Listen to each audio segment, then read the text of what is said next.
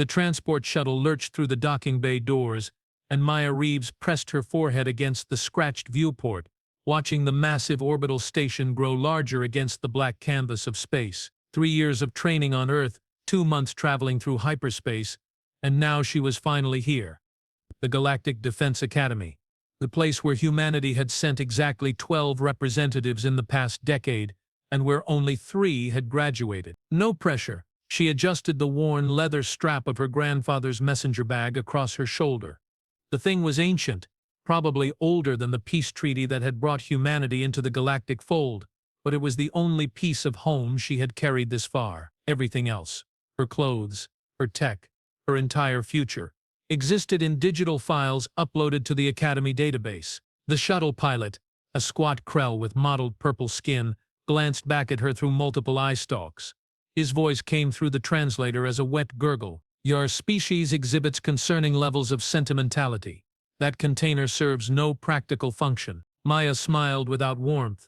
She had learned during the journey not to take offense at alien observations. Most species viewed emotional attachment to objects as a peculiar human flaw, like their strange need for fermented beverages or their tendency to name inanimate vessels. "It reminds me why I am here," she replied. The Krell made a sound that the translator labeled as doubtful amusement, then returned his attention to the docking procedure. 20 minutes later, Maya stood in the central atrium of the Academy, surrounded by beings from 40 different worlds. The architecture alone was overwhelming. Crystalline pillars stretched toward a transparent dome showing the sweep of stars beyond. Holographic displays cycled through information in languages she could not read, using symbols her brain refused to process. The air smelled like copper and something sweetly chemical that made her sinuses ache. She was studying a directional map trying to decipher the student housing quadrants when someone slammed into her from behind. Maya stumbled forward, barely catching herself, and felt the messenger bag slip from her shoulder. It hit the polished floor with a sound that echoed through the massive space. When she turned, a Thraxian stood over her, easily 7 feet tall, with chitinous plating that gleamed blue-black under the dome lights. 4 arms, each ending in 3 clawed digits. A face that was all angles and sharp edges, with eyes like black marble set deep in bony sockets. "Watch where you stand, human," the Thraxian said. His translator gave his voice a metallic rasp. "You occupy space meant for actual cadets." Maya bent to retrieve her bag, keeping her expression neutral. She had read extensively about Thraxian culture during the voyage. Hierarchical, aggressive, quick to establish dominance through physical intimidation, and absolutely convinced that humanity had no business among the warrior races. "I am a cadet," she said evenly. "Accepted into the tactical command program. Same as you." The Thraxian tilted his head, and several other aliens nearby stopped their conversations to watch. Maya felt the weight of their attention like physical pressure. "You cannot be serious," the Thraxian said. "Humans lack the neural architecture for battlefield coordination. Your reaction speeds are inadequate. Your physical capabilities are laughable." Maya slung the bag over her shoulder and met his black gaze without flinching. "Your research is outdated. We adapt faster than any species in the coalition. We innovate under pressure, and we have something your databanks cannot quantify." The Thraxian leaned closer, and Maya caught the scent of something like burned metal. "What is that, human? What do you possess that makes you believe you belong among warriors?" "Spite," Maya said. "Pure, concentrated spite." For a moment, nothing happened. Then the Thraxian reared back and made a sound like grinding gears. Several nearby aliens shifted nervously. Maya held her ground, pulse hammering but face calm. "I am Krovik," the Thraxian announced. "Remember that name, human. You will hear it often as I demonstrate why your species should have remained on your primitive world." Maya smiled, showing teeth. "Maya Reeves, try to remember it when you are watching me graduate ahead of you." Krovik turned and strode away, his 4 arms swinging in perfect synchronization. The crowd dispersed slowly, returning to their business but throwing glances toward the small human who had just challenged a Thraxian warrior. Maya exhaled and checked her bag. Everything intact. The old leather showed new scuff marks, but the reinforced stitching held. Grandfather would have approved. The first week proved brutal. The Academy operated on a 40-hour cycle instead of Earth's 24, and the curriculum assumed familiarity with weapon systems and tactical protocols that humans had only encountered in the past 5 years. Maya spent every spare moment in the study chambers, absorbing information until her skull ached, translating alien military theory into concepts she could actually implement. Krovik made every single day worse. He tripped her during formation drills. He deleted her assignment files from the shared database. He contaminated her food synthesizer settings so everything tasted like sulfur. Small acts of sabotage, each one carefully calibrated to avoid official repercussions but collectively designed to drive her out. Maya documented everything but filed no complaints. Instead, she studied harder, trained longer, found the gaps in his strategy and exploited them during simulation exercises. 3 weeks into the semester, during a zero-gravity combat assessment, she managed to disarm him using a maneuver adapted from earth wrestling techniques. The instructor, a gaseous Velcro floating in a containment sphere, noted her innovation in the official record. Krovik said nothing afterward, but his harassment escalated. He began targeting her possessions. First her datapad, which disappeared from her locker, then her uniform, which she found shredded in the laundry processor. Maya replaced everything through official channels, filling out forms and accepting the delays, refusing to show weakness. Then he went after the messenger bag. Maya had just finished an exhausting session in the tactical hologram chambers, running through siege scenarios until her muscles screamed and her brain felt like overheated circuitry. She emerged into the corridor, sweat-soaked and dizzy, and found Krovik waiting with 3 other Thraxians, still carrying that primitive satchel. He said, "Does it contain something valuable? Perhaps we should examine its contents." One of his companions laughed. A sound like metal scraping stone. Maya tightened her grip on the shoulder strap. The bag contained nothing remarkable. A few protein bars from Earth, carefully rationed. A photograph of her grandfather in his military uniform, printed on actual paper. A small piece of polished granite from the memorial wall where his name was carved. "That is private property," she said. "Touch it and I will file an official grievance." Krovik moved fast, all 4 arms reaching. Maya tried to dodge, but her exhausted body responded too slowly. He grabbed the bag and yanked hard. The old leather strap held for exactly 2 seconds. Then it tore free with a sound like ripping fabric, and the bag went flying across the corridor. It hit the wall with enough force to split open. The contents scattered across the floor. Protein bars, photograph, and the small stone tumbling in different directions. Maya stood frozen, watching the photograph slide to a stop near Krovik's feet. Her grandfather stared up from the image, eyes full of determination and pride. The same expression she had seen the day she told him about her academy acceptance, weeks before his heart gave out. Krovik looked down at the photograph, then back at Maya. His black eyes gleamed with satisfaction. "How sentimental," he said. "Human weakness on display." Maya did not remember moving. One moment she stood empty-handed, staring at the ruined bag and scattered possessions. The next she had the torn leather strap wrapped around her fist, the reinforced handle swinging in a tight arc. The metal clasp at the end of the strap caught Krovik across his primary right arm with a crack that echoed through the corridor. The Thraxian screamed. It was a high-pitched sound, nothing like his usual metallic rasp. He staggered backward, clutching his arm, and Maya saw the joint bending at an unnatural angle. She had broken it. The other Thraxians surged forward, but Maya was already moving. 3 years of training, 2 months of pent-up rage, and a lifetime of learning to fight smarter instead of harder. She used the corridor's narrow space against them, forcing them to come at her one at a time, using the bag handle like a weighted chain. She caught the second Thraxian across his face plating, shattering one of his optical sensors.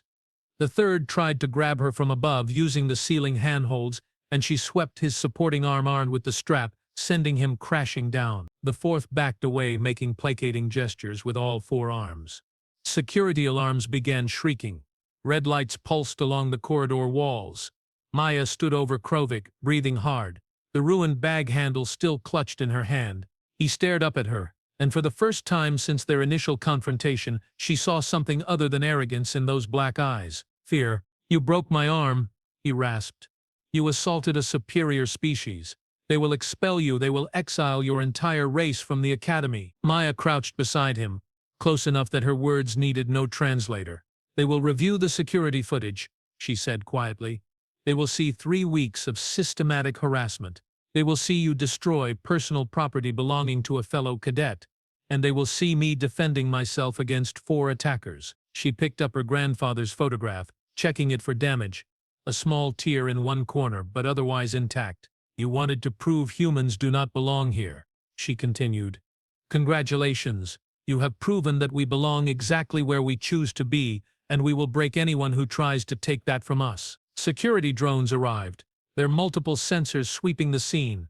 Behind them came Commander Thex, the Academy's senior disciplinary officer, a towering Velcon whose containment sphere crackled with barely restrained energy. Explain, Thex commanded, the word booming through his suit's external speakers. Maya stood, still holding the torn bag handle and prepared to defend her actions. But before she could speak, a voice cut through the corridor. I can explain, Commander. A human woman stepped forward from the gathering crowd. Older than Maya, maybe 30, with close-cropped, dark hair and the uniform insignia of a 4th-year tactical specialist. Maya recognized her from the Academy database. Lieutenant Sarah Chen, one of only 3 humans to ever graduate from the program. Chen approached the scene, her expression calm but her eyes taking in every detail. She glanced at the broken Thraxian, the scattered possessions, the damaged bag. Then she looked at Maya and smiled. That smile contained more than approval. It held recognition, understanding, and something else. Something that made Maya's heart skip. Come with me, Cadet Reeves, Chen said. We need to discuss your immediate future at this academy, and I suspect it is going to be far more interesting than either of us anticipated. Maya followed Chen down the corridor, leaving Krovik and the security drones behind. She clutched her grandfather's photograph tightly. Her mind raced. She had broken a Thraxian's arm with a bag handle. She had assaulted what the Academy considered a superior species. And now the only other human to successfully navigate this place was leading her away from the scene with a knowing smile. Whatever happened next, Maya realized, her time at the Galactic Defense Academy had just become infinitely more complicated. And judging by the look in Lieutenant Chen's eyes, complicated was exactly what humanity needed. Chen led Maya through 3 levels of the station, past training chambers and administrative offices, until they reached a section marked with symbols Maya had never seen before. Restricted access. The door required Chen's handprint, retinal scan, and a spoken passphrase in what sounded like ancient Mandarin. Inside was a space that looked nothing like the rest of the academy.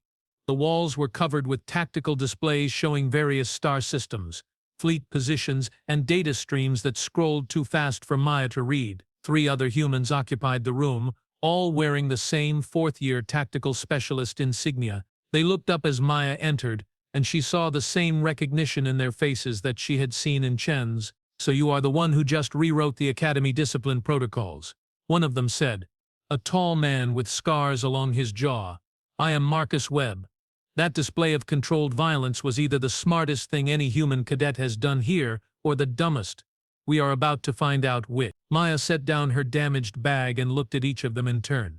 What is this place, and why am I here instead of being expelled? Chen gestured for her to sit. Because, Cadet Reeves, you just did something that we have been carefully building toward for 3 years. You proved that humans will not tolerate systematic abuse, even from species that consider themselves superior. And you did it with witnesses, documentation, and a level of restraint that makes the incident defensible under Academy combat regulations. Maya blinked. Restraint? I broke his arm. You broke one arm. Another human interjected. A woman with red hair pulled back in a tight braid. You could have killed him. Thraxian physiology has 17 critical vulnerability points. You hit 0 of them. That was calculated, controlled, and absolutely perfect for our purposes. What purposes? Maya demanded. What exactly is happening here? Chen pulled up a holographic display. It showed Academy enrollment data spanning the past decade. 12 humans admitted, 3 graduated, 9 expelled or voluntarily withdrawn. Every single one of those 9, Chen said quietly, left because of systematic harassment they could not prove or stop. The Academy administration knows it happens. They consider it a test. The strong survive. The weak depart.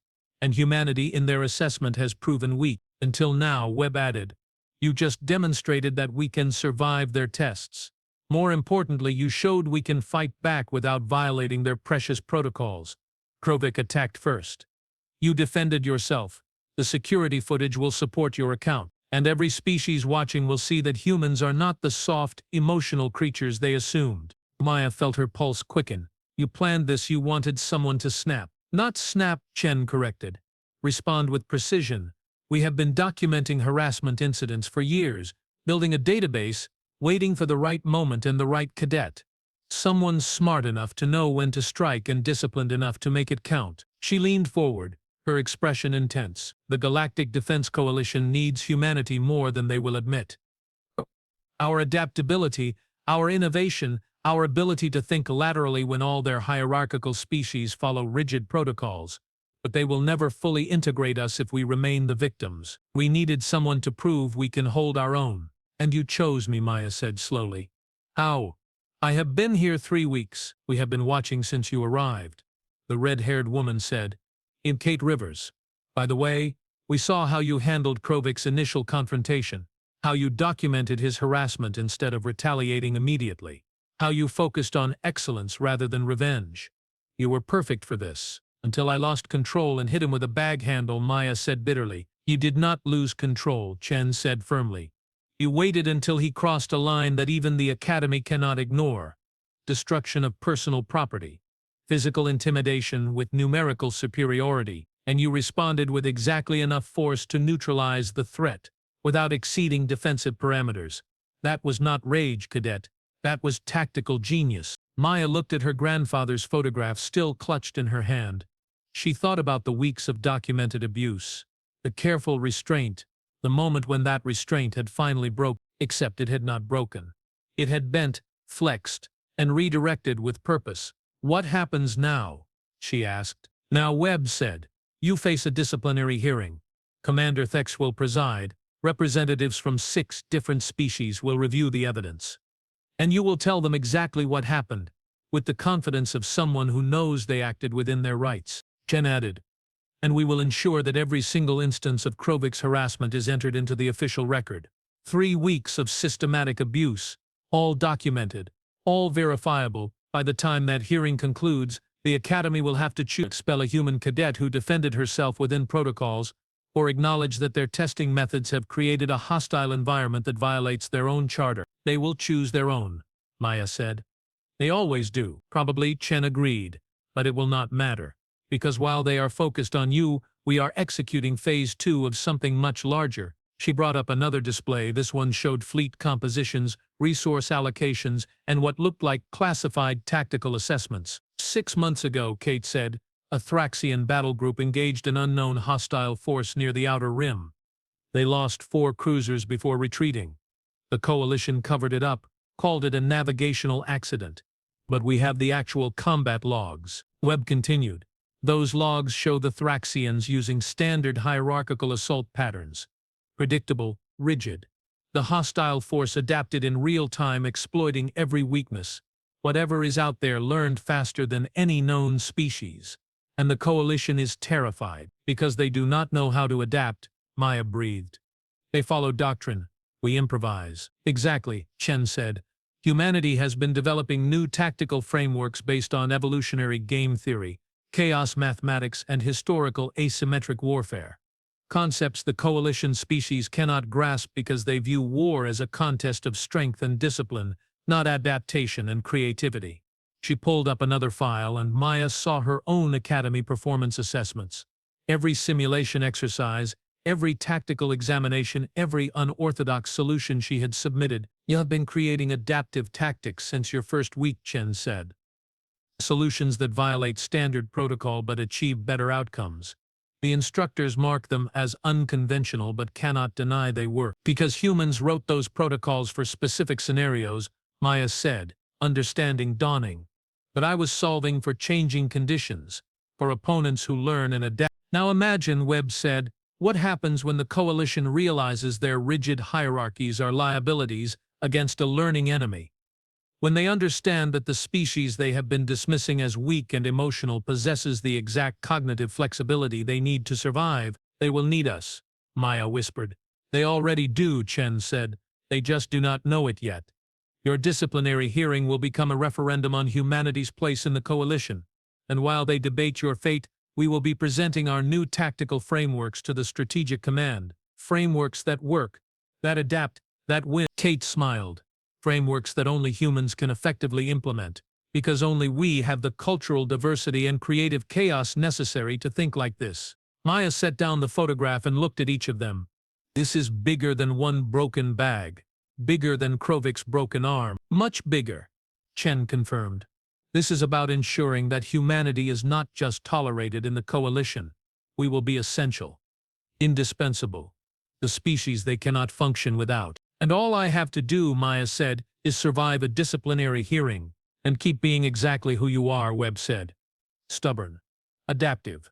Unwilling to accept defeat. Maya picked up the ruined messenger bag, examining the torn strap and broken handle. The leather was old, the stitching frayed, but the core structure remained intact. It could be repaired, reinforced, made stronger than before, like humanity itself. When do we start? She asked. Chen's smile widened. We already have. Your hearing is scheduled for tomorrow morning. Between now and then we brief you on every regulation, every precedent, every tactical advantage we can leverage.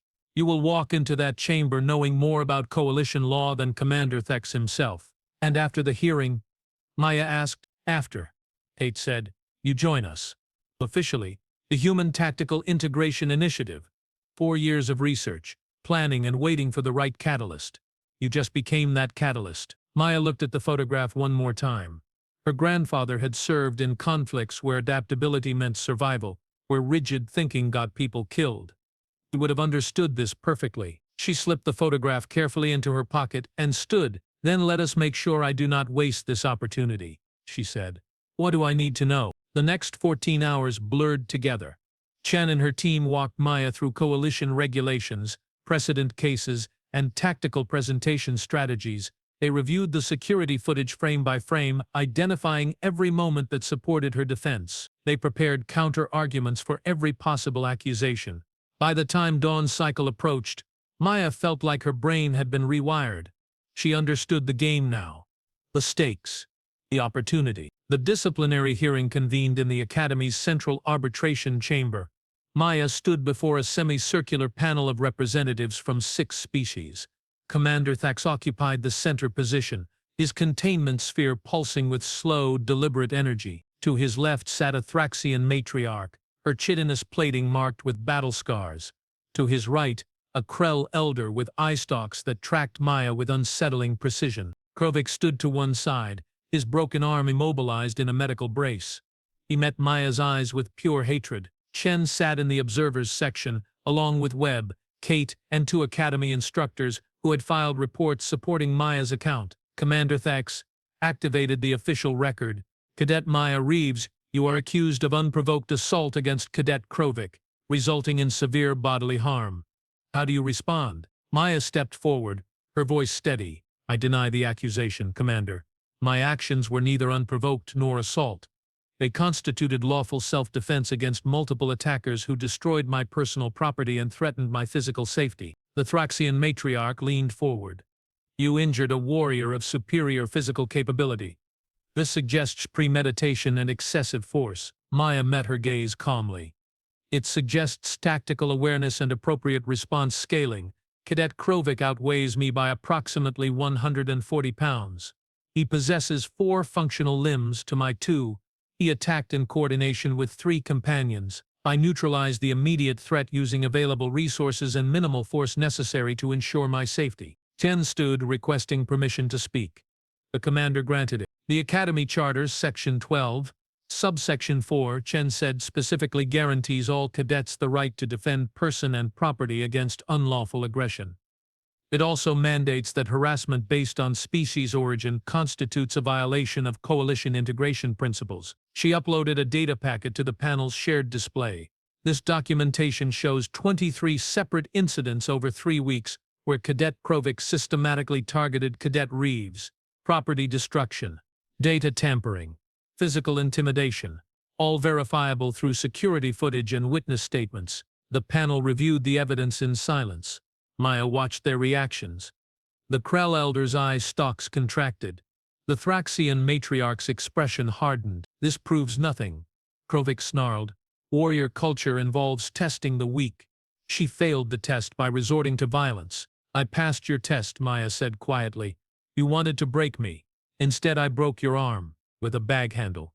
While exhausted from training against 4 opponents, that should tell you everything you need to know about human resilience. The chamber fell silent. Commander Thex's containment sphere crackled.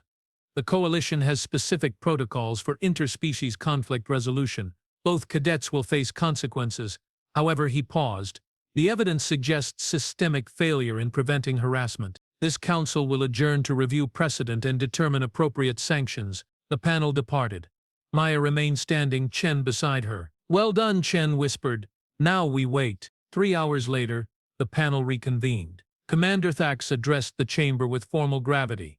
After extensive review, this council finds that Cadet Reeves acted within her rights under charter protections. However, excessive force warrants official reprimand and mandatory counseling on conflict de-escalation. Maya kept her expression neutral. A reprimand she could handle. Cadet Krovik, Thix continued, faces suspension for harassment and destruction of property. Additionally, all Thraxian cadets will undergo remedial training on Coalition diversity standards. The matriarch rose in protest, but Thux's sphere flared brightly. This decision is final. The Academy will not tolerate systematic abuse disguised as cultural tradition. We are warriors, but we are also a coalition. Strength without honor is merely brutality. The hearing concluded. Krovik left without looking at Maya. The other panel members dispersed. Chen approached Maya with quiet satisfaction. Perfect, she said. The reprimand is meaningless, but the precedent matters. Humanity just established that we will defend ourselves, and the Coalition will support that right. Webb joined them. Strategic Command wants to meet with us tomorrow. They reviewed our tactical proposals during the hearing. They are interested, Kate added. Interested means they are desperate. Whatever is out there, whatever destroyed those Thraxian cruisers, has them scared. They need solutions. They need us. Maya looked at the photograph in her pocket, then at the ruined bag waiting for repair. Then let us give them what they need, she said.